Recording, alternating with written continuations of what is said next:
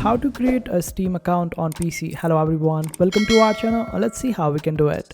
For this, just simply open up your browser and search for Steam. After that, just open up the first link, or you can also click on this option of install Steam and get the downloader on your PC. You can also use the Steam website in order to sign up or create an account.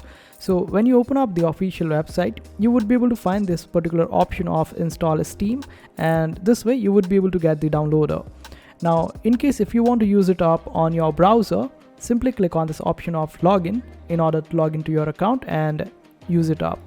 In case if you want to create your account, simply select this option of create your account, and this will take you over here. Here you can provide your email address and your country of residence and all sort of details, and after that you can get into your Steam account, and this is as easy as it sounds.